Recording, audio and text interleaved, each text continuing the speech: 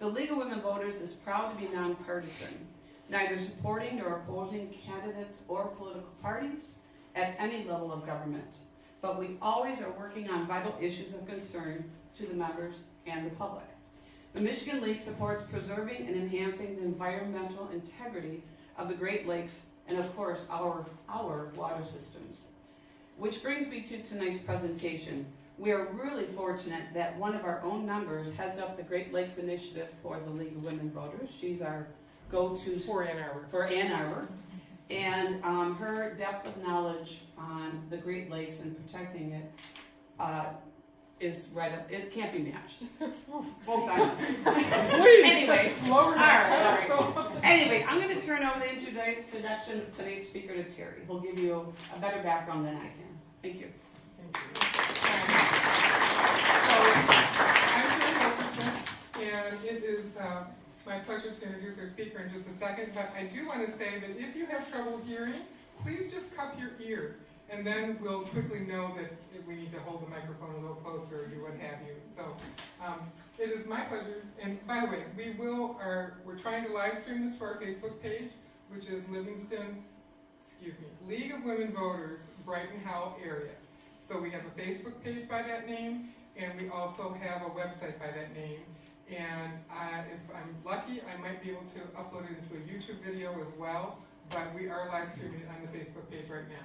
So it's my pleasure to introduce, come on forward, Dr. Stephen Brown. He is a resident of Hamburg Township and Ann Arbor, and he is a member of the Huron Valley Group Sierra Club, and in fact, he's a conservation chair. He volunteers with the Citizen Climate Lobby. He has a PhD in pharmaceutical chemistry with 45 years experience in all aspects of chemistry and biochemistry. So somebody who would know about PFAS and how to explain it to us. And he is also the Chief Scientific Officer at Secretary IGA. So thank you very much. Well, thank you everybody, and thanks to the League of Women Voters for inviting me to talk about PFAS.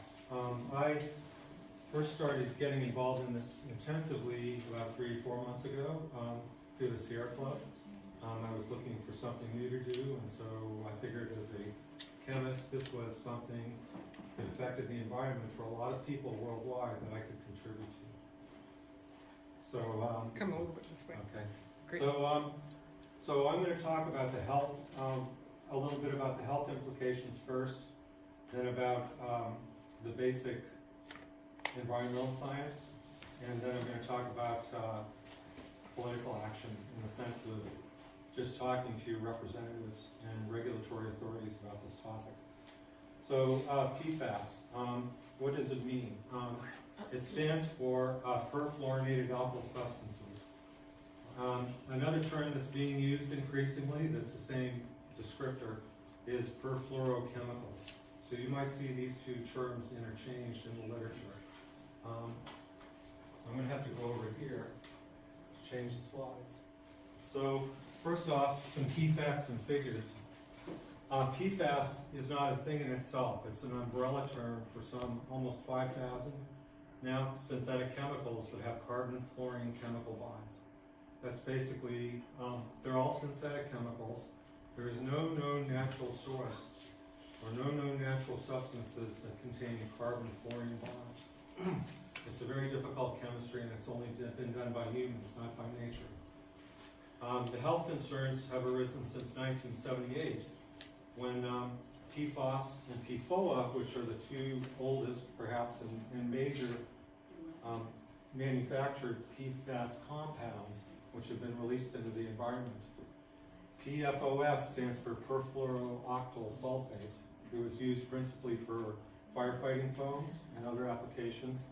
PFOA stands for perfluorooctanoic acid. It was a principal component of Scotchgard and other such things that have been manufactured. Many, many tons have been manufactured since 1945 and released worldwide. Now, the health concerns that arose first in 1978 were pregnant women who were working with these compounds in a manufacturing facility in Parkersburg, West Virginia.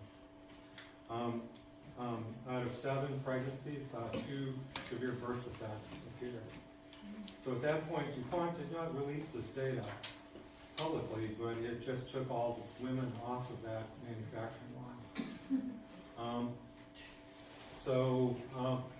But these two compounds now are they're still the only monitored PFAS having public health advisory levels in the United States. And they were set, at Michigan, they were set to 70 parts per trillion each for drinking water. And just to give you some perspective, 70 parts per trillion would correspond to 1 drop of this substance in about 20 Olympic-sized swimming pools. So we're talking about levels that are set at very low levels, what it might seem, but they do still accumulate in people's tissues.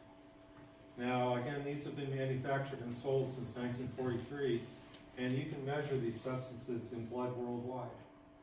The only blood that people have been able to find that does not contain these substances was drawn before 1950 in recruits for the Korean War. They were bagged. Now, they're principally used in consumer products and firefighting foams. They do concentrate and they persist in body tissues such as blood and liver. They do not accumulate particularly in fat, but where they reside in the body is mostly in the blood and in liver. Let's see, and they do persist for a long time. Both these two compounds have half-lives. In other words, once you stop exposure, it takes somewhere like 5 years for the levels to reduce by half. So a normal way of thinking about it is it takes 5 lifetimes to clear something down to about 1/100th of what it was originally. So it would take 20 years, 20, maybe 30 years for some of these to disappear from the blood. So they're difficult to measure at this part per trillion level. What this means is nanograms per kilogram or nanograms per liter as a weight measure. So the scientific methods, the analytical methods to measure them are very difficult and expensive. Many times they're not measured up to the highest standards because of the expense and the expertise, the technical expertise that's required. So I think the take-home message for me is that if you see these numbers as parts per trillion, treat it with a little grain of salt, because there could be error bars that might be quite substantial here, especially at the lower levels. What does that mean? Oh, error bars. Oh, yeah. I meant to say that if anybody has any questions, just raise your hand during the talk. If you have any questions, I'll answer them as the talk progresses. So first answer error bars, and then I have a question. Yeah. So error bars mean that whenever you make a measurement, there's some uncertainty about it. So the error bar is what the limits are, what it could be with a certain confidence level. Say like you're 95% confident it's below that or above that. So these are called error bars because you'll have a measured number, but then you'll have error bars. And most of the numbers you'll see in the literature do not have these error bars. So that's why it's difficult to assess how probably they're true or not. Okay? Yeah. So, and these are also very difficult compounds to destroy. The reason they persist is because nature has not evolved any mechanisms for breaking them down. Yes, in the back. Science working on a way to break them down faster? And could you repeat the questions, please? Oh yeah. There are people developing methods to try to break them down worldwide. Australia has an effort, the UK has an effort, the EU has an effort, in the United States, NIEHS has issued requests for proposals for people that want to do research to try to test out different mechanisms for reducing the levels of PFAS in both water and in other matrices, like sludge. Yes. Can you come back to parts per trillion? Because I think you said that 70 parts per trillion was equivalent to 1 drop in 20 swimming pools, but wouldn't it be 70 drops in 20 pools? I mean, I know it's this very small amount, but I'm just trying to...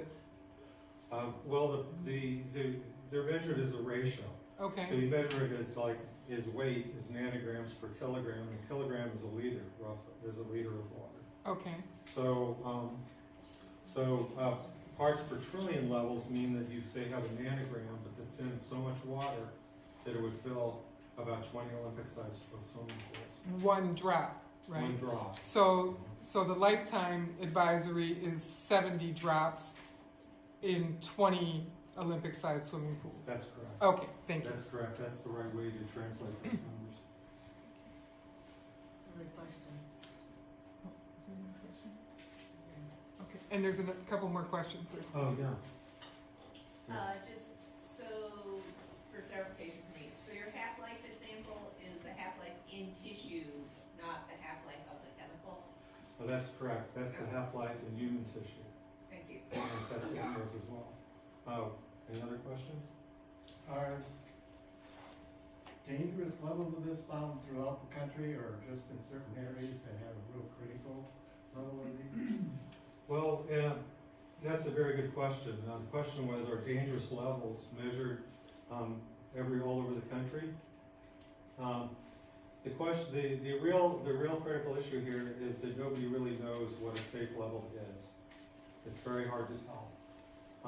Part of it is that you cannot test things on humans, of course. Test animals are not, they're not usually in a lot of cases, they're not very good surrogates for people for various reasons. However, the CDC group, the ATSDR, has the responsibility for setting these levels based on the current best science.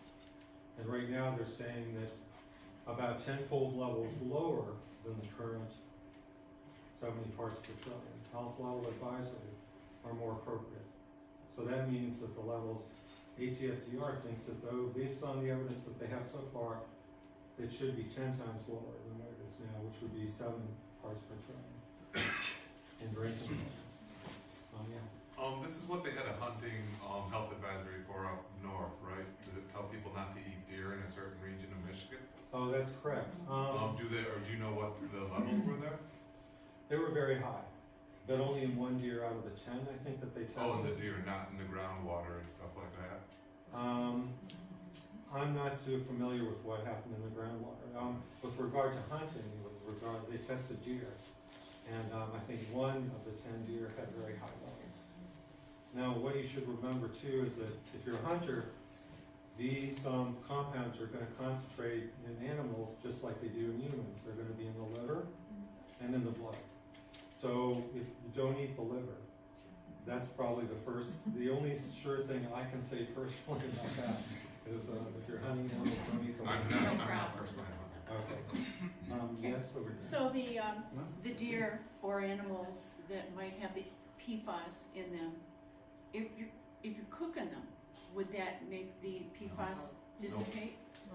The question was, does cooking reduce the level of PFAS? And no, it does not. In fact, it can concentrate it because you're getting rid of water. So that's what people say. So the heat You're not wouldn't kill the affecting them. PFAS? No, they're very heat tolerant. That's why they're used for Teflon, for non-stick cooking pans. Oh. They're very heat tolerant. That's partly why they're so difficult to get rid of. Okay, gotcha. Yes. over Hi, here. Steve. A clarification to make sure that I understand this correctly. Someone explained to me that 70 parts per trillion lifetime means 70 parts per trillion on a daily consumption for your lifetime. That is how to interpret that. That's what I was told. On the other hand, that, and I know you're going to address this, that's a number regardless. It's not taking into account the age, the size, the overall weight, and all of those other factors. Did I understand that correctly? That is what that means? Yeah, that's correct. Okay. That's correct. And what you have to remember is that the numbers that you see are just numbers, and they're averaged over people of all sizes and ages. But we have to remember that PFAS, like everything else, has much more serious health effects on fetus, in utero, on fetuses, and on young children. Thank you. So, Got another question there. oh yeah, sorry. Yeah, over here. it's another hunting question.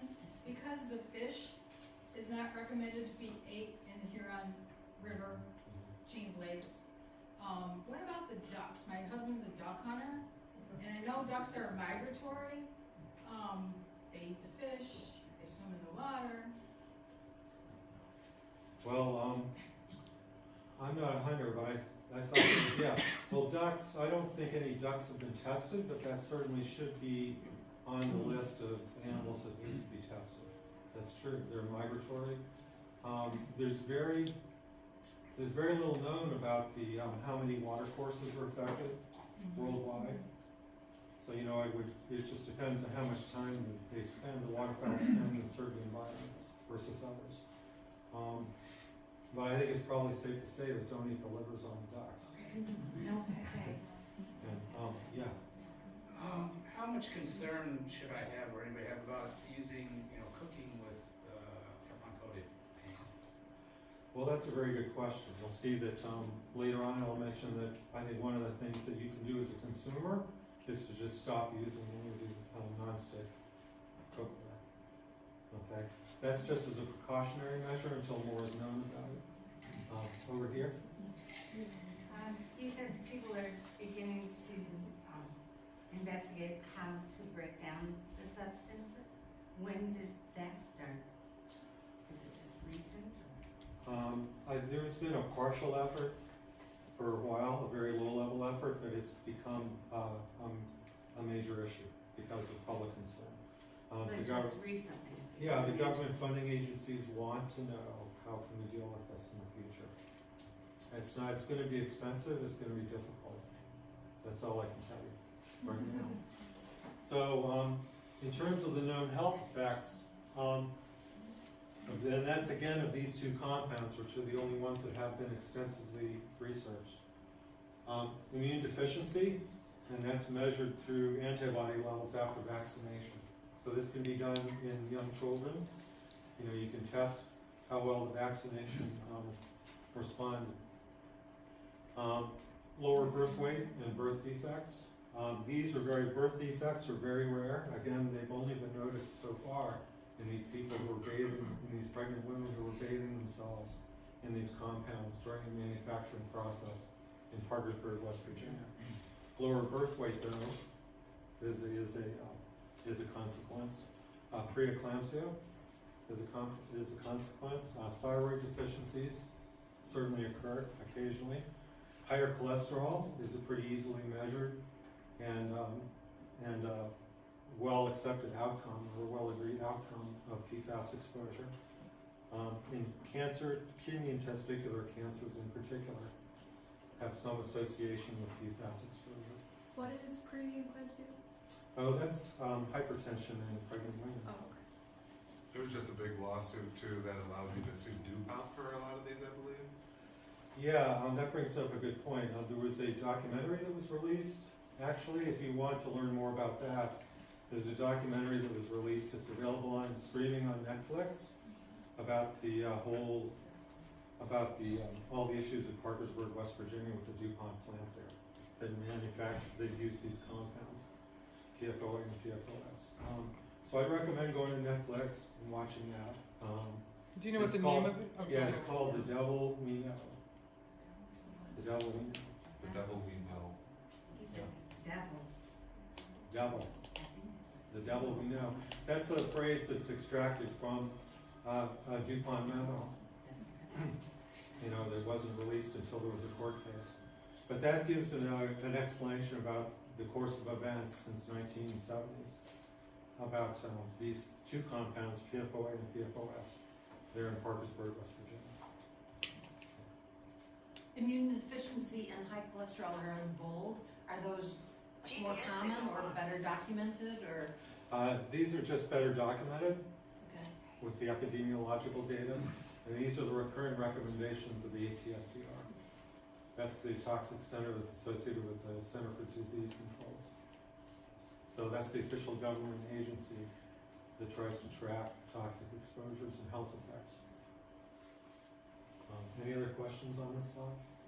Actually, not necessarily on this one, but maybe you'll address it in a moment. But in terms of how it moves through different mediums, or specifically if you have high levels in the Huron River and you have a shallow water well and you abut the Huron River, would it behoove one to have one's water tested? It would, and I think that's part of the DQ testing protocol right now, because they are testing wells. But my understanding is from the MPART page, is that they're testing shallow wells near the Huron River. I'm actually up at the top north of the advisory. I think they stopped it at Wixom. And Yeah. there's, Pontiac Lake and the Huron Swamp where the whole thing starts. I don't know if that's been, if it's been expanded to that area or not. It probably won't be, because I have a slide later that shows the data that they've gotten so far. Yeah, because the major source of pollution for the Huron River has been that point source, that plating plant, Tribar number 4 plant that's in Wixom. Yeah, And maybe we could keep our questions to what he's talking about, since he might get to that. I just don't want to sidetrack too much. Go ahead. Okay. Mine probably is sidetracking, but, because it was brought up with the well water, it's my understanding that, I had heard this at another presentation, that if you have clay soil, you're in a little better shape than if it's sand. Clay. Is that true or no? Well, I'll tell you, part of that's true, but I wouldn't take it as gospel in all circumstances. But clay is just less permeable than sand. So if something is traveling through the groundwater and it encounters a clay barrier, it's going to stop. That's why landfills are lined with clay. Yeah. Yeah, Steve, where would an average citizen then take their well water be tested? Where would you suggest, and how much does it cost? Yeah, if you go to the DQ MPART page, M-P-A-R-T, I have a URL listed here, but just Google that, and you'll see it's a whole tree. It's a whole tree. So somewhere down there, they tell you what you need to do if you want to get your well water tested. Okay. So again, if we can stick to questions for the slide, we'll make sure that we have time for all of the questions. And also, Dr. Brown is going to make his slides available to us, so make sure if you want them, we have your email, maybe put a little star next to it or something, and we'll make sure to get those out to you. Okay, but I especially appreciate that because it was pertinent to the previous question. Yeah.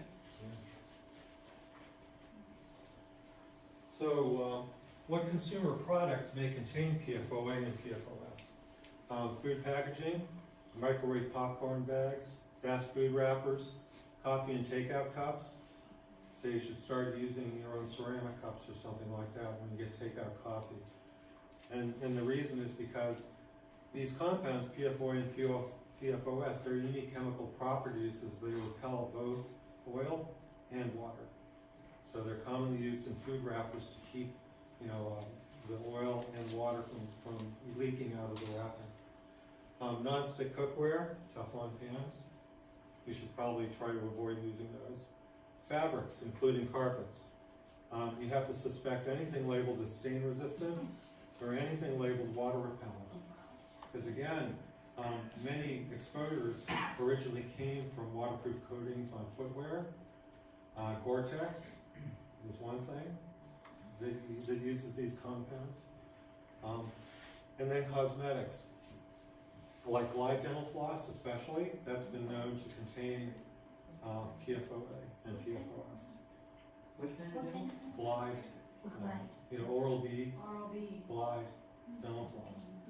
It looks like Teflon, right? Yeah. So you might want to stop using that because that's definitely been measured in that product. So the non-stick cookware, would that just include the ones that have the thin layers of coating? Because some of the newer ones are these copper infused metals that are. And the ceramics. No, that's a good point. I don't know about that. I shouldn't say non-stick cookware. I should have just said Teflon coated cookware. But I think you should look at that and then ask that question because it's hard to tell with a given brand whether it contains, fluoropolymers or not. So you said the coffee and tea takeout cups. Are those like the styrofoam ones? Is it in styrofoam? I have seen both. Okay. So just look if there's a coating inside. Okay. So it's not. Your like all like styrofoam has other things in it Okay. that you might be concerned about. Okay. But not these compounds. Yeah. All right, so the Glide, you floss your teeth with that. It would be on your teeth, which is not a good thing. What about toothbrushes? Would there be PFAS in the plastic of the toothbrushes? It's possible. You know, people that make products don't tell you what all the ingredients are. So you won't. It's hard to tell. These are in these different products that they've used. How firmly are they held, so to speak? How loose can they get that we would ingest them or something? Well, almost all of these are loose. The thing about nonstick cookware is the only thing that might be better contained, because that's really a polymer that's used. These compounds are used to make a polymer, which is a very high molecular weight substance that doesn't come off very well. But one thing that's not well known is that if you heat Teflon up to 450 degrees centigrade, which you can do while you're frying, it will let off gases. It will emit in the air PFOA and PFOS. So it comes out as a gas, or? It comes out as a gas. And like the microwave popcorn? Yeah, that could come off as a gas. But the major exposure was just contact between the popcorn and the wrapper. So, any more? In the back? Just a comment on nonstick cookware. I remember when that came out, unfortunately that shows my age, but people that had birds were recommended not to use the Teflon because the birds would die in their house. Really? Yes, household birds back then in the 60s and 70s were dying from having Teflon in their house. Well, thanks. That's the first time I've heard that. She just mentioned that when Teflon cookware first came out, people noticed that their birds were dying in the house. So they told you don't use it if you got birds in the house. Could you be more specific on the consumer care products, sir? Can you be more specific on the last? Not really, because it's known that some of them have. I'll give you a website that you can go to Okay. look. Yeah. So what can the consumer do? Well, first thing to do is avoid many consumer products. So there's a group called the Environmental Working Group. There's a nonprofit organization called the Environmental Working Group. They're particularly focused on toxic chemicals in consumer products. They're very well funded because a lot of Hollywood celebrities have donated to them. So from what I've seen, they're about one of the best websites to look at if you have any concerns about exposure to toxic chemicals in your daily life. One of the things that they do highlight is any takeout container, food packaging, waterproofed or stain-resistant fabrics, cosmetics or personal care products you need to examine carefully. They've tested a few products up there, but most of them haven't been tested at all. So you should just be more parsimonious, perhaps, in your use of these products until more is known, because they do contain other things that are not good for your health. Eat less freshwater fish, meat, especially liver, and dairy products. You know, I personally have eaten just organic oils and dairy products since 1970. I think that makes a big difference because many toxic substances will concentrate in oils and dairy products just because they're fat soluble. Not so much in this case, but higher levels of PFAS have been found in dairy products, such as eggs and milk. Probably, from their diet or something. Yeah, in the back there? Many of us take fish oil. Is that concerning? I think almost all that oil comes from sea fish. And so that's far less contaminated than some freshwater fish. And again, not all freshwater fish is contaminated. Would some of these be found in other foods besides meat and fish that were grown, grains and different vegetables that were grown and watered with some of this stuff? Oh yeah, they've been measured in lettuce, for example, because especially where wastewater treatment sludge has been spread on fields, as a fertilizer, and then the PFAS that's contained in the wastewater sludge is taken up by the lettuce, but in lettuce, almost all of it is retained in the roots. But that's not true for other vegetables. There are some websites I'll point out later on that will give you more information about that. So the other thing you can do, if your current level of these PFOA and PFOS compounds are greater than the 70 parts per trillion, you can consider putting filters in your house for drinking and cooking. NSF International, which is based in Ann Arbor, is an old company that does this kind of testing, and they have certified 2 kinds of filters: granulated activated carbon and reverse osmosis filters that you can install into the sink in your kitchen, for example. And they're certified to reduce it below 70 parts per trillion because that was the limit at that time. So currently they're working on what kind of filters you might be able to buy to put into your house, which would reduce it even further. So Terry? So can you speak a little bit about reverse osmosis? And I've heard that you have to be careful to add minerals back because it strips the water of everything. Is that true? Could you speak to that? Yeah, reverse osmosis will technically take everything out except the water, but why would you want to have any minerals in your water? I don't know, that's why I'm asking you. You can get them in your food. Okay. And otherwise, I don't think it's a...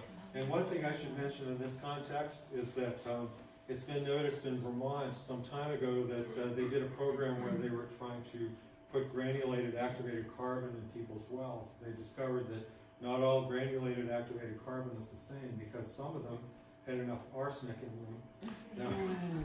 Now once the filters were installed, they discovered a spike in arsenic coming out of the well, and it was because it was leaching out of the filters. It depends on what kind of charcoal they use for those filters. Back here. On the cosmetics, personal care products, or anything, are they listed on the ingredients, or how do you know what's in there? No, there's no law that says you have to put everything in there. And again, remember that these are very low compounds that most people would consider very low levels of things that are really just ancillary. They're just a side product of their manufacturer. So many times people wouldn't know what they were getting from their suppliers when they're making something. So the only thing you can do is test them, have them tested. Tom, he was next. Tom. I just had a question going back to build-up of PFAS and PFOA in vegetables and things. So if you are watering your garden from a Huron River source supply, is there a likelihood that it will be building up in your vegetables? That's possible, but I would say it's a relatively lower risk. It's a relatively lower risk. But they probably treat your lake with a lot of chemicals throughout the year, right? Well, I'm just talking about the Huron River. Yeah. Because where it tends to concentrate is in a foam. So the major concern in the Huron River and other rivers that are surface waters that are contaminated with PFAS is that most of it ends up in the foam because it's not that water soluble. I'm sorry. Yeah. So does that website list alternatives for like personal care products that they know don't have any PFAS? I think it does, but you'll have to Google a lot of that and see what you can find. I'm sorry, Terry? So if you do get a granulated activated carbon filter, what do you do with it when you need to change it? How do you dispose of it? What would you suggest? I don't know. You'll have to call the DEQ. Okay. You'll have to call the DEQ. So, yeah, I just wanted to come back to this gentleman's question on the vegetables. So, if you're watering your tomatoes or watermelon or squash or whatever from the Huron River, and let's say you're just going down to the shore where there happens to be some foam picking up a bucket of water to dump on your plants. For those plants that do take more, or do some take more of it into the fruit than lettuce, I kind of got the impression there would be a concern there. Or do you not see that? Personally, from my own point of view, I think the risk of exposure is fairly low. It's very low compared to other exposures, for example, from fish, freshwater fish, the other ones that I've listed. Meat, dairy products, they tend to concentrate it. So I would not hesitate to eat something that was irrigated by water from the Huron River compared to what had been grown from fields where wastewater sludge had been spread, or CAFO spray, CAFO manure is sometimes spread on fields. So you wouldn't know what's in there. To his point, I'd be more worried with all the other stuff they treat the lakes with upstream, the toxic algae blooms, all the fertilizers that are gonna be in the water. I don't water any of my vegetables with my lake pump. Okay.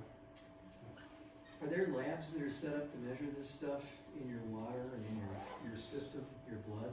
Yeah, there's a few. The DEQ webpage I mentioned where you can get your own well water treated, that has a list of recommended laboratories. So just go to that MDQ MPART website. So I better get moving. I'll run over this part pretty quickly. This is just to show you what these molecules look like. This is PFOA and PFOS. And these are very similar in many natural products in the sense that this is, when all the fluorines are replaced by hydrogens, this is a medium chain fatty acid. So these compounds do mimic some natural, some natural products in your body that are used for metabolism, but they're not metabolizable. So they may have some, this is potentially where a lot of the health effects would come.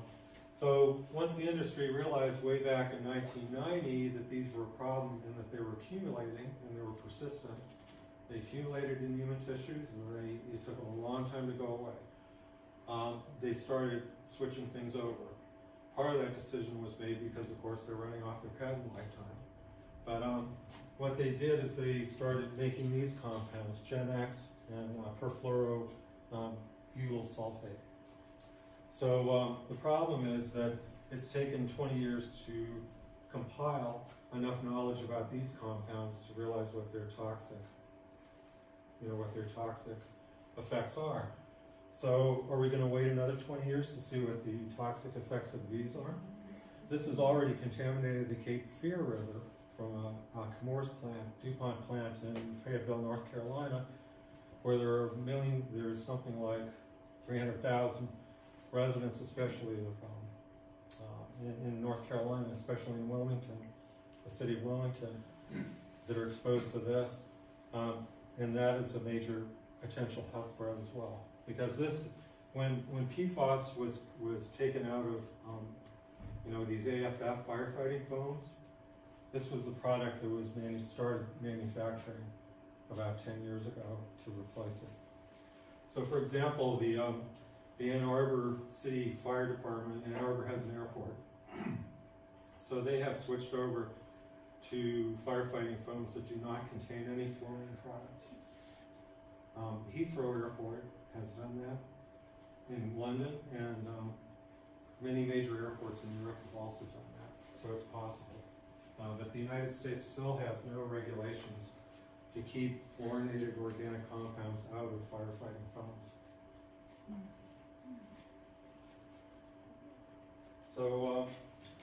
So what's known about, for example, PFAS in other countries? Well, Sweden has been at the forefront of this.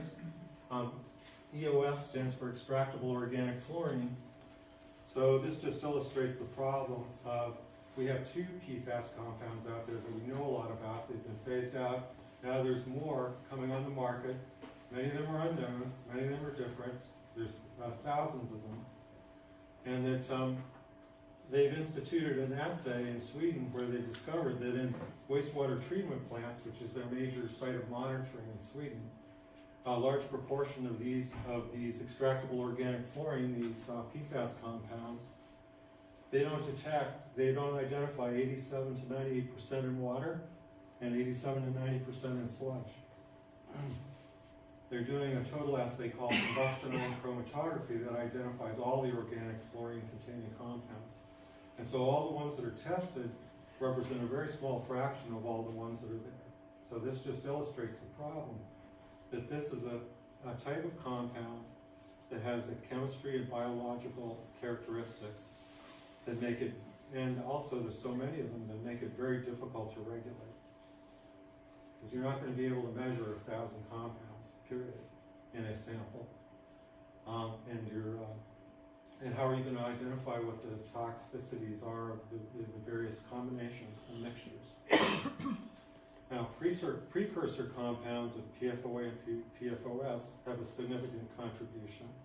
The levels of these shorter chain PFCAs, like I showed you on the previous slide, the Gen X compound and the other one, those have increased over the last 8 years, and as they're measured in this wastewater treatment plant process. So the amounts of unknown PFAS have also increased. So this is a sign that industry has responded by making other compounds. We don't know anything about them, and they're definitely getting out there.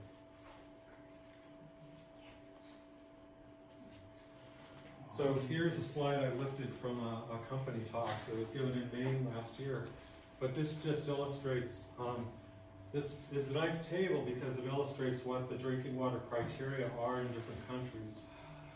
And you'll see that, for example, in the United States here's the US EPA.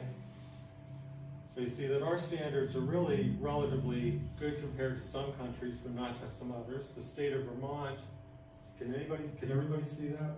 It's kind of, okay. So I think this is a nice slide because it just summarizes what the regulatory environment is worldwide. And you can see that the takeout message I want to show you here is that, well, we're already doing pretty good compared to a lot of countries, but some states are doing better, like Vermont. New Jersey just reduced theirs to numbers similar to Vermont. So sometimes soil criteria are regulated, groundwater, and drinking water are regulated in these different countries. Does this go into something we'd be drinking because it was used in making the cups, or is it going to get directly into the water supply that we drink from? They're totally ubiquitous. They've been made for 20, 40 years, 50 years. So they're everywhere. The monitoring sites that people recommend are wastewater treatment plants, and that's to flag for anything like what happened in Wixom if you have an industrial point source. But otherwise, it's in the soil, it's in the water, it's everywhere. These two compounds, PFOS and PFOA, but these other ones are starting to build up.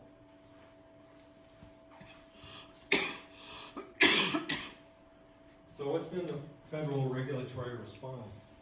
So in May 2016, EPA finally issued a drinking water health advisory level for these two compounds alone, PFAS and PFOA. They're set again at 70 part per trillion. Some of these states have set lower targets, as I showed you in the previous slide, Vermont, New Jersey among them. Yeah. And many countries have set lower rates. And in June 2018, the ATSDR issued a draft report and calling for public comments.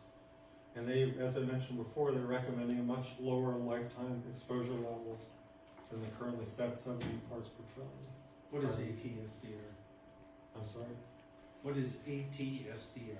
Oh, I was worried somebody would ask me that. Yeah, it's toxic substances. Didn't read. This is a federal agency. Okay, That's good. It's part of CDC. Okay. It's a toxic exposure and health effects registry. So if you want to know more detailed information about health effects for any toxic compound, you want to go to their website. Agency for Toxic Substances and Disease Registry. That's it. Yeah. Agency for Toxic Substances and Disease Registry. Yeah. So you'll find on their website they have guidelines for clinicians. Like what if you're a doctor and what if your patient shows up with high blood levels, and they're all pretty readable. Yeah. You know, they're not written in private language, mysterious private language.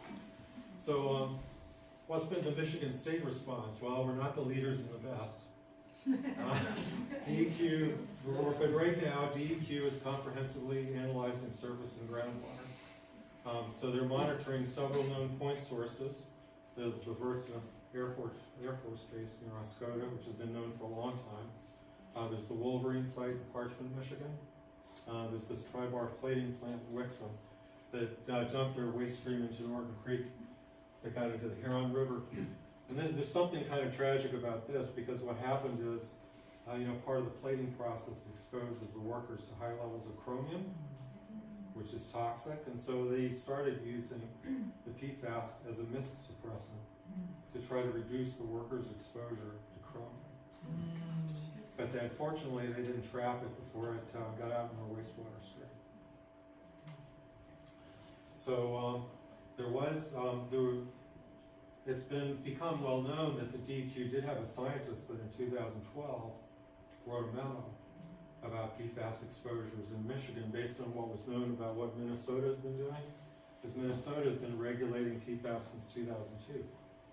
Because of 3M in St. Paul, Minnesota was a major manufacturer of these compounds. So Minnesota was one of the leaders in terms of state regulation of PFAS compounds since 2002. So DEQ did write a memo, the scientists did write a memo, but there was no action taken. And in Sweden, they've been monitoring wastewater treatment plants, water and sludge since 2005. So, yes, and right here. How long has it been leaking into Norton Creek and here in River Road Triborough? I know I've forgotten exactly, but it's not that long. It might have been 5 years or something. Maybe somebody else knows better than I do. So the fish ban should have been issued 5 years ago then, right?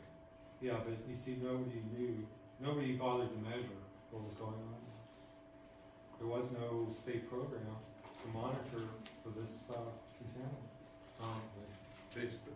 I'm aware they also have a problem in Grayling from the military base.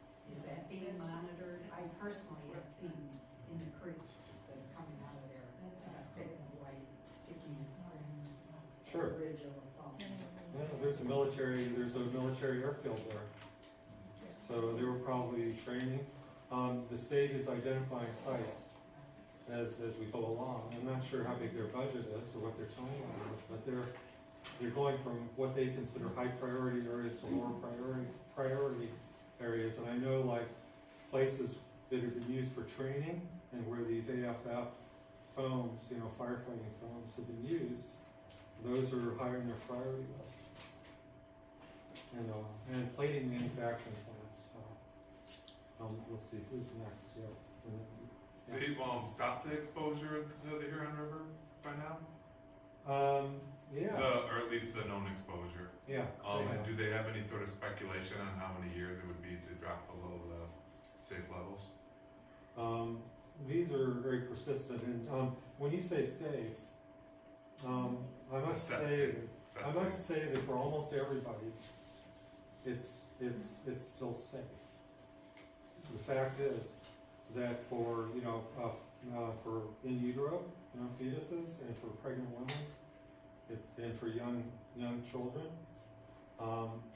you have to be very careful, especially about those people.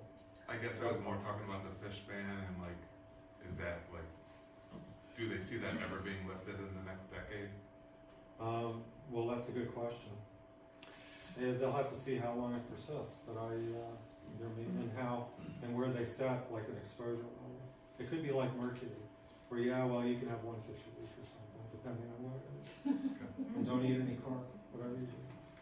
Yeah, I've spoken to Joe, I can't remember his last name, from the DEQ, and he said that there's just so many questions that they don't know the answers to.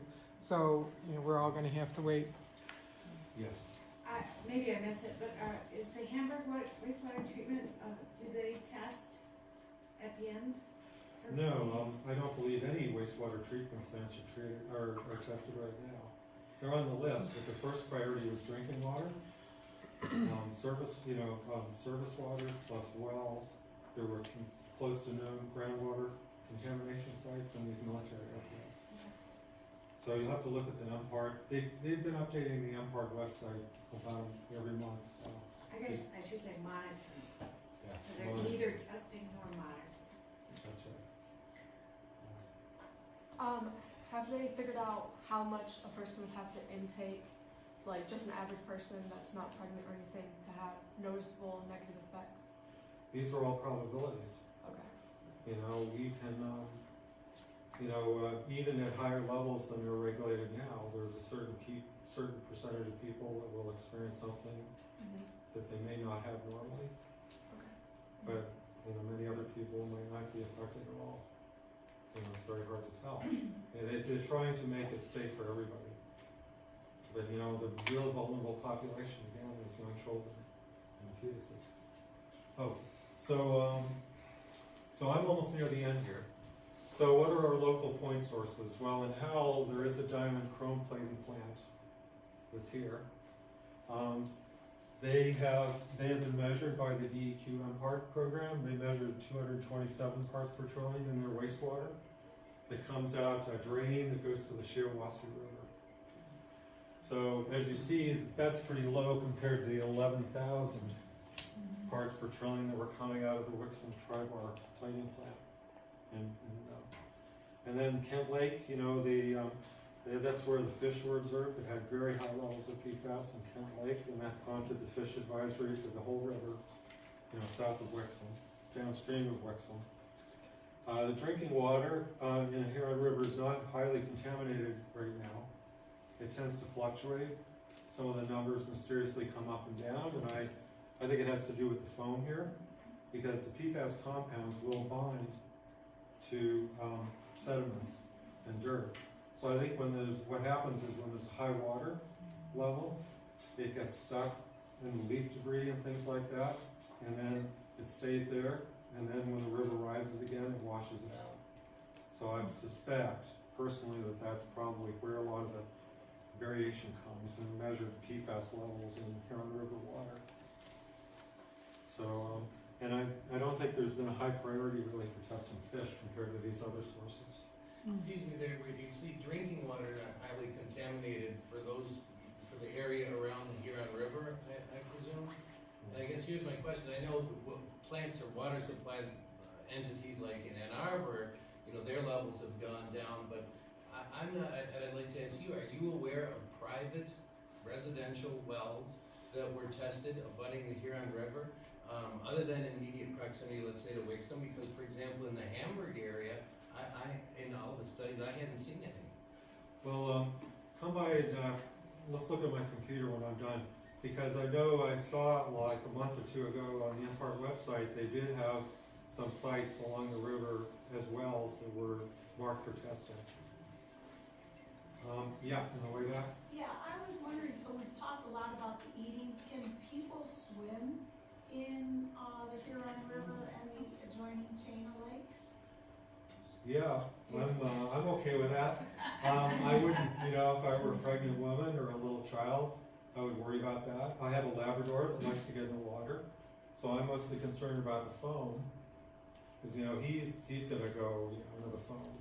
But I would avoid the foam. So you would keep kids from swimming in the chain or the river at this point in time? Yeah, I would keep very young children, toddlers. What do you mean by young?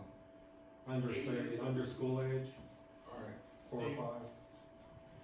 Yeah. Oh, okay, Matt.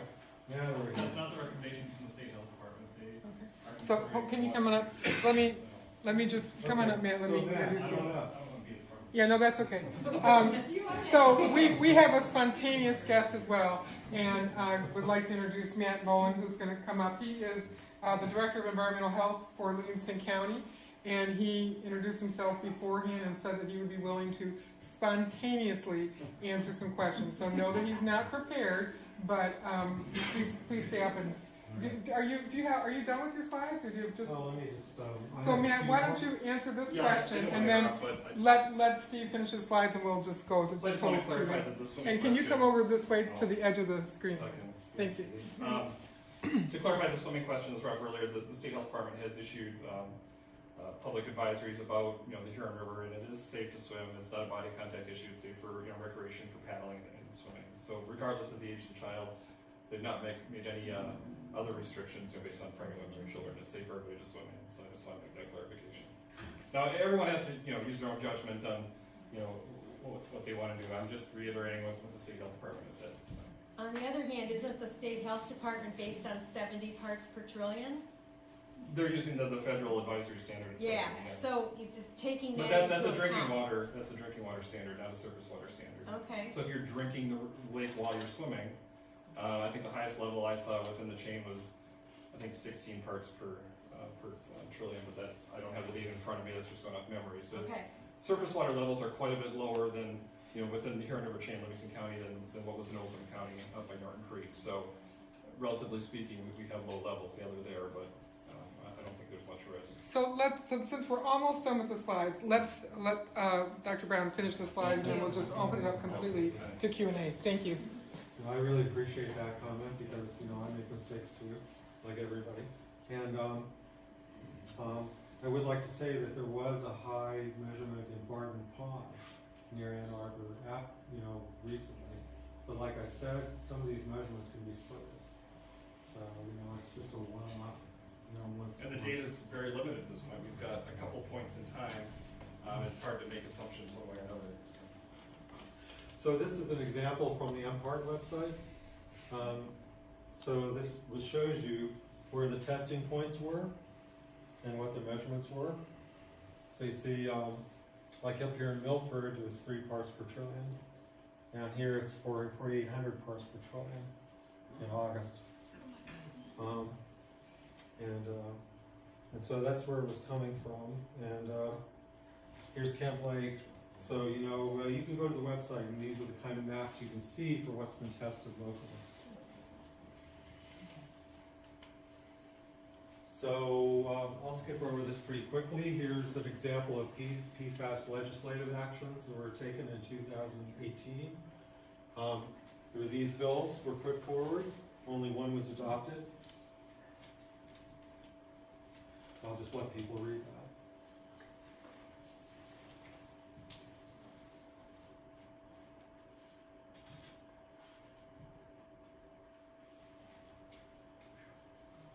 So the state legislature is starting to take this seriously. So what can the citizen do? So call your federal and state representatives. The Sierra Club has a PFAS action toolkit. Other organizations do, but here's a URL, and again, these slides will be available to people, so you can just click on that instead of writing it down. And in federal, for federal agencies and federal legislators, you can support PFAS Action Act. In 2019, this was submitted this was a House bill. It had broad bipartisan support. It's been resubmitted this year from Debbie Dingle. Last year it was submitted by Dan Kildee and Bergman, from the UP. And it has broad bipartisan support. From last year, it's called the Kildee-Bergman Act, but it's been reintroduced just a few days ago by Debbie Dingle, who's a supporter. And then in the Senate, the PFAS Detection Act, Senate Bill 3382, was introduced last year by Senator Gary Peters. And so you can see what that bill is. And it has not, from my knowledge, it hasn't been reintroduced this year to the new Senate. Well, with the shutdown and everything. On the state level, I found that this is a very good resource. This is a collection of data on PFAS state laws from year to year. In fact, that's where I extracted the previous slide. So, but if you want an example of what the state could be doing in the future, look at what Massachusetts is doing here. Massachusetts is proposing a regulatory framework more stringent than the current federal one for PFAS. In Washington, the Washington State Legislature last year passed the Healthy Food Packaging Act, where they banned PFAS from all food wrappers and food packaging in the state. So this is something that our state could do while we're yet awaiting federal action on these topics. So again, you can look at these URLs and decide to do what you want to do. So, and lastly, this is my last slide, it's just key information sources. This is the ATSDRs. I got a block there, I know, sorry. Then, of course, the government research agency that collects data on toxic exposures is the National Institute of Environmental Health Sciences. So this is their site with regard to PFAS. They're one agency that calls it PFC, not PFAS. And then there's the National Library of Medicine. If you want all the details about toxicity of known substances, go to the National Library of Medicine. This is the Hazardous Substances Database. So this is a URL for that. You can put in a search term for anything you want. And then you for instance, PFOA, you'll come up with 84 pages of data on what's known about health effects of PFOA, including all the references to the scientific literature. And then for the state here, there's the MPART website I've been talking about. And then the Huron River Watershed Council is a very good website that they update periodically. They had 2 town halls recently, one in Milford and one in Ypsilanti. So if you look at this website, you'll see slides and recordings of these town hall meetings, which can answer a lot of people's questions. They had people from the DEQ present and other organizations. And if you're concerned about, if you want more data about consumer exposure, the Environmental Working Group here that I mentioned before has a very good website for looking for PFAS and other compounds in the products that you're exposed to. And Silent Spring Institute here is a great institute. This was started by some women in Newton, Massachusetts, who were concerned that there was a breast cancer, concentrated breast cancer cases in Newton, so they started this. And so they're a nonprofit that's doing a lot of very good work, trying to look at toxic compounds and their relation to health. And this is outside of the government, it's an NGO. Yes? Yeah, can I add to that? A lot of people were asking about cosmetics, and there's a good app that you can get called Think Dirty. And Think Dirty will tell you what kind of carcinogen levels different cosmetics and things have. It's a great app that works well to, if you're concerned about cosmetics, shampoos, anything, lotions that you're using on a daily basis. Okay, well, thanks, Claire. Yep. Maybe I'll modify the slides before I say that. Oh, that'd be great. Check it out, Steve. Yeah, as a man, I'm not too hip about cosmetics. Yeah. This is kind of important. Has it been found in any alcoholic beverages? Well, it probably has, but I don't know who will pay for that testing. So are you done or? Yeah, I basically done except for questions. Okay, so I also wanted to mention that PFAS is in over 3,000 products that we know of, so the list is very, very long. And I wanted to give a shout out as well to the Huron River Watershed Council, because they're doing a lot of advocacy work about this, changemaker workshops that talk about watersheds and what's good to know, that are brief and also give you some takeaways in terms of things that you can take back to our local community. And I know, for example, that in Hamburg Township, they're in the process of reviewing their master plan right now. So it's a good time to look at the natural resources section and see what's there. And I also want to give a shout out to Hamburg Township. The supervisor there, Pat Hall, was very, very proactive about getting a letter written from the board right away, going up to Tri-Bar and getting involved with that. So I know that he's very concerned. And then also about the fish testing. I have spoken a number of times with, and I don't remember his name. Thank you. Joe Bolang. Oh, thank you. Joe, what's his last name? Bolang, B-O-H-R. B-O-H-R. And he does the fish testing, and I asked him, about doing more fish testing in the Huron River, and he explained it to me in terms of how it's done. Because I said, how much does it cost? Could people say, hey, I'm concerned in this lake, and maybe get together and their homeowners association pays for it? Well, it costs about $7,000 to test one species of fish. So, for example, and I'm going to break that down, so bear with me. But if you said, we do a lot of bluegill fishing, and we're interested in knowing about the bluegill in our lake, the reason it would cost so much is that, first of all, the protocols are extremely precise, and just jump in here at any time, but because we're talking about such minute amounts, you can't like lace up your Gore-Tex boots and then go take a sample because you'll throw it all off. So it's very, very persnickety test protocols. And then you don't just take one bluegill, you take 10 bluegill. And you, like they were talking about the deer, it was 1 in 10. Well, that's because that's their protocol. They always take 10 of whatever it is they're testing animal-wise and then do a cross-section of that. So I think that's important to get out there in terms of just the cost of it because it is very expensive. So I'm going to start off with one question. Where does PFAS fall in terms of all the things that we should be concerned about? You know, arsenic and lead and other things that we know about. It can be pretty overwhelming. So if you could maybe go speak to that in terms of just where does it fall?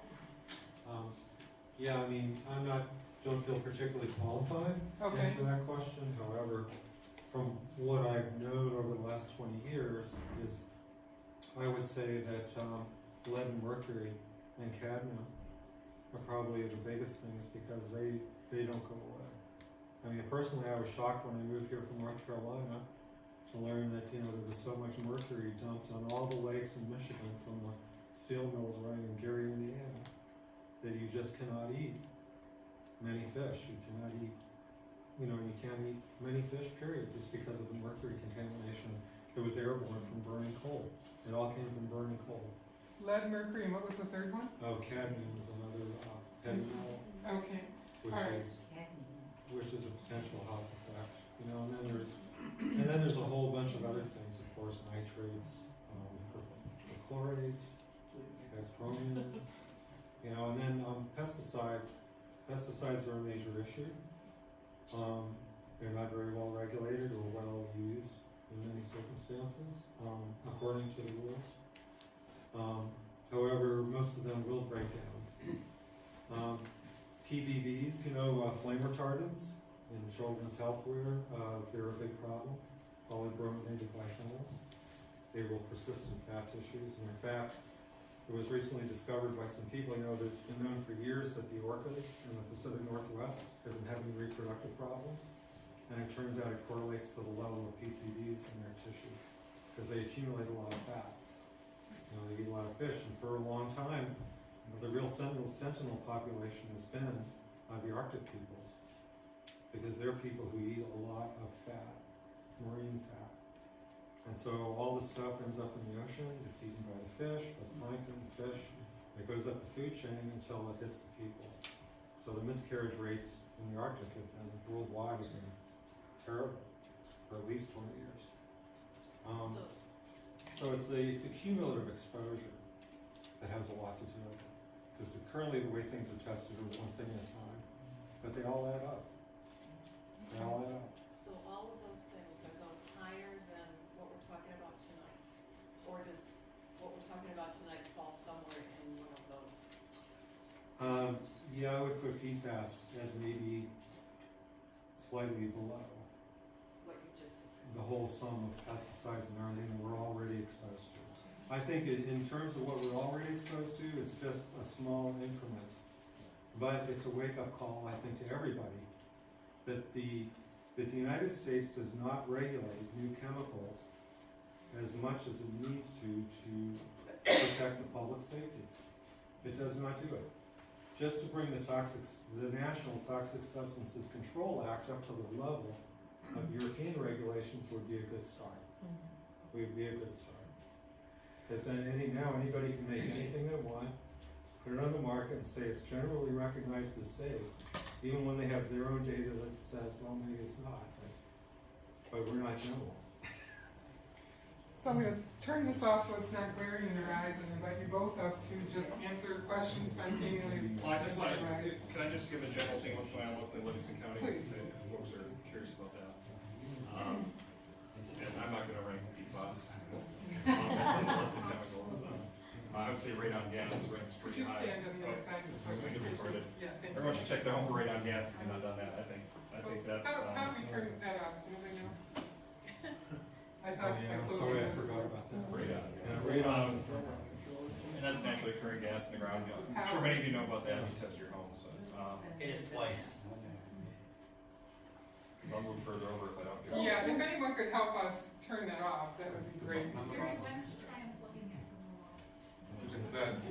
It's that big switch that's going to reach it. The big bar up in the back. Oh, there's gotta be a better way. I just turned the computer on. Press power again. Awesome, thank you. Okay, we got it. So if you guys could. So I would recommend, I echo what Steve said again about a lot of good resources, the state of Michigan MPART website, which is michigan.gov/PFAS response. They update that quite often. All the results statewide are there, both for drinking water and surface water. It's a really good site to go to. I just want to give an overview of what's going on. Livingston County, again, the county health department, which I work for, is not directly involved in all these testing. We're sort of the conduit between the residents and Can the you state come of Michigan. right in the middle, please? Thank you. So DEQ does lead the investigations. You mentioned they're doing a comprehensive review statewide of drinking water sources and surface water sources. They're also sampling wastewater treatment plant effluent, which Steve didn't mention. They have tested the city of Howell's effluent. They're one of 9 plants in the state that they're testing. And a lot of it has to do if you have industrial sources that have, they call it the industrial pretreatment program. If you've got sources within a chemical plant that may have a release of PFAS chemicals, they either have to treat that internally, and if they do, they end up discharging that to the sewer system, which goes to the wastewater treatment plants, and the testing that happens at that point. The rest of Livingston County doesn't have those industrial users. Diamond Chrome is that user in the city of Howell. So there have been so the groundwater that's been tested up to date has been from public supplies. So there haven't been any private supplies tested yet. I get a lot of phone calls in our office about should I test my well. A lot of people live along the Huron River. I can tell you of the 84 results I've had so far, 6 of those have had detections. Some of those you may have read about or may not have, but you know they're spanning across the county. No rhyme or reason, very low levels, but they are showing up. It's the PFBS, PFHXA, and one has a PFOA compound, but very, very low levels. Not concerning at this point for the levels of 70 parts per trillion. As far as people that have wells along the Huron River, I had a gentleman over here asked that question earlier. I'm not recommending people test. A lot of our wells are protected. Our wells are deep. They go through sand and clay layers. Again, if you have a shallow, and the surface water samples are in the teens parts per trillion, not approaching the 70. However, if you do want to sample, go to that MPART website. There are some instructions homeowners can sample. There are some labs locally where they can take those samples to. One is Merit Labs in Lansing. The cost is hundreds of dollars. I think the cost is $300-400 to take a sample there. So people are curious. They can do that. Just be careful, as mentioned earlier. It's easy to contaminate the sample yourself at home if you wear any cosmetics or if you wear clothes, if you have carpeting. So I mean, I don't want to make light of it, but it is somewhat, you have to be careful about how you collect the sample to make sure you're not contaminating the sample. Matt, just to clarify this, so to your understanding, so far, private residential well abutting the Huron River, no tests on record. Right, but and we're not recommending that at that point. I'm waiting to see what happens. MSU is working on that study up by Norton Creek with some, concentrations of PFAS much higher in there to see if there's any influence, some surface water, groundwater influence, and see if we get higher concentrations in those wells. Once I see that data, and it could be extrapolated maybe downstream, we can get the word out. But I understand. At this point, no, I don't see a reason to do that. I understand you don't see a reason, but we also say that none have been, if somebody were to conduct a test and it came back higher, then you might see. Obviously that would prompt something, yeah, but. Gotcha, but no tests have been done to date. That's correct, Okay, yeah. thank you. Before I forget, what else am I going to talk about? Anyway, I think Steve did a good job of covering all the surface water. Not all the data is there, but again, the data is on the MPART website. Go there, look at the maps of the Huron River, where samples have taken surface water, and then the fish results too. All that data is there, and my contact information I think will be shared later. So if you have questions, feel free to give me a call in my office. We can talk about it. So that's my overview, quick talk. I don't know, questions for me or for Steve? For you. Okay. So have you tested all the public schools in Livingston County? So yes, all the schools that have their own well have been tested. All the city supplies, city water supplies have been tested. There's different types of wells that are public, but all the public wells that's any kids could go to. All the daycares are currently being tested, or they have been tested at the end of the year. I'm getting results back now. all the schools, and then all the city supplies, so. Was that And what's the question? highest level? Combined level, I had one at 7 parts per trillion. That was the highest one, the rest of them were lower than that. You know, and the detection limit for these chemicals is 2 parts per trillion, so I have a couple that were way at 2. Yeah, Country Elementary, I think. Country Elementary was one, yeah. Could you elaborate on what compounds are being tested out of the 4 to 700? We don't have that list in front of me, I don't know if Steve I knows. mean, is it very many? It's about 14. Okay. So it's like the most common ones right now. Yeah, I was just curious, Yeah. So, for those of us that are on the water, Yep. and when we see the foam, are we supposed to report that anywhere, or? We know it's there. There was the Steel Farm did put something out about the foam, because that was a phenomenon noted in Portage Lake at the end of the fall. And in that case, yes, keep kids and pregnant women and pets out of the foam. I think that's more the concern. It does accumulate in the foam. If your dog goes in there, bathe your dog right after. Same thing. I mean, kids are gonna go towards foam. Not all foam is PFAS. Some is naturally occurring. But the really bright white stuff, I think, tends to be PFAS more often than not. Some of the PFAS has been tested on the Huron River chain and has found to be pretty high, especially like the impoundments around Ann Arbor. I know they take some tests there. So. Nobody needs to know. They don't wanna. Well, I mean, sampling. I mean, I'm like, it's not if we see it, nobody is interested in knowing. I don't wanna say this. I think we sort of assume it's there because it's in the water body. If we get a windy day and there's a bunch of boat traffic and it's also spring or fall turnover, I mean, you're gonna see a lot of foam in water bodies, so. You're saying the foam is, a lot of it's just natural onions, aren't they just created by proteins in general? Well, it's phospholipids that break down, in the lake bottoms. It happens a lot on windy days when, like in the fall time, as water cools down, it all becomes the same density and it kind of turns over the bottom of the lake, mixes with the top layers. And so you tend to see it more in the fall and the spring when those things happen. But because we have surface bodies that have PFAS in them, I can't say that it's natural or not natural. It's probably a combination of that, so. Matt, would it be fair to say that it's, like you said, very bright white and more uniform bubbles? Right. Sometimes almost like one of those rolls that you swim on, those noodles that you swim on. Sometimes it looks almost like that because That's it's what so I've seen. uniform. Yeah. Okay. Again, I don't have a ton of experience with it, but Right. that's what I've seen. And I believe there's some photos, but you could look at the lake up by Ascota there, Lake Marguerite, I think it is. They've got some photos there of the foam on that lake, and we've got some from Portage Lake too. So, I don't want to take this over. I didn't plan to talk. I know, that's okay. It's not the PFAS that creates the foam, it's just attracted to the foam, right? No, the PFAS is accumulated. It's creating right. the foam? Well, It's maybe Steve can answer accumulating better in from the the chemistry foam, that's standpoint, already but- gonna be naturally occurring there, like, I know Pontiac Lake had a toxic, algae bloom, and there was a lot of foam in the lake due to that. Yeah, there are natural plant molecules called saponogens, and they sound like saponify. Because they will create foam, round up, but they're generally more yellowish color. You see a pure white color, I've never seen that in nature.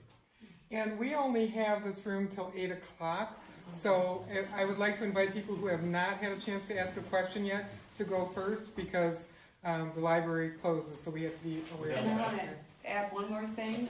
Please grab one of our cards on your way out. We're going to try to upload this presentation to our webpage, and definitely we're attempting to live stream it on Facebook. And so these slides are going to be available to you. But all you have to do is pick up this card. Yeah, right?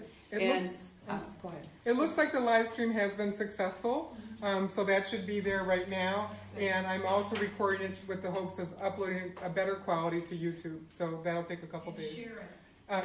And share it. And again, if you leave us a legible email and just write slide next to it, we'll make sure that you get the slides. And I just want to say one thing. I want to thank our local representatives that came here tonight. I see Ann Bolang is here, our House representative, and Wes Nakagiri, who's one of our county commissioners. That is wonderful that the state is not dormant on this. They are aware of what's going on.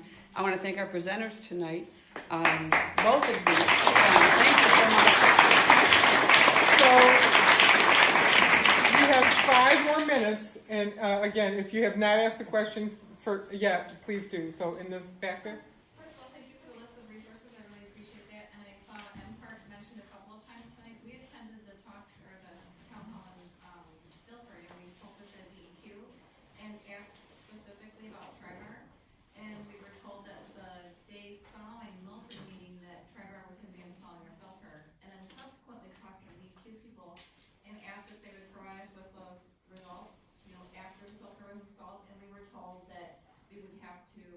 a FOIA.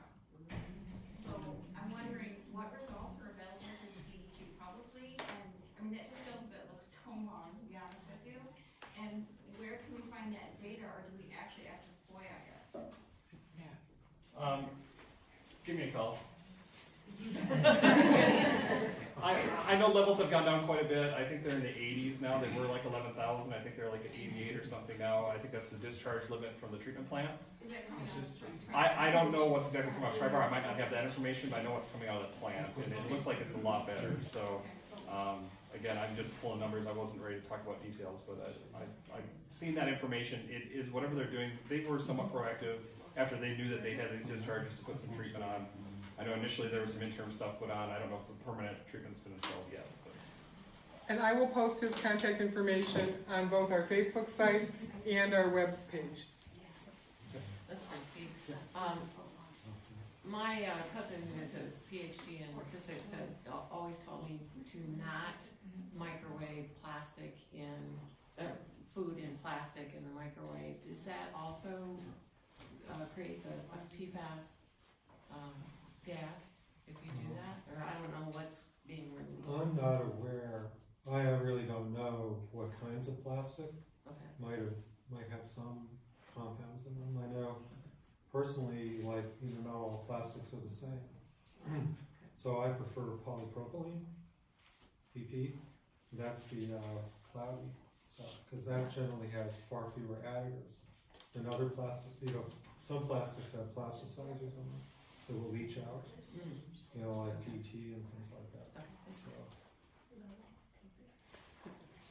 Is DEQ paying $7,000 per test? I don't know that. I just know that that's what Joe told me it would be to have it tested. I don't know. All those tests and all those numbers out there? I don't know the answer. Any idea, does DEQ pay that much money? They don't tell me. I want to thank everybody for coming tonight. We're going to get kicked out of here. You have to go out to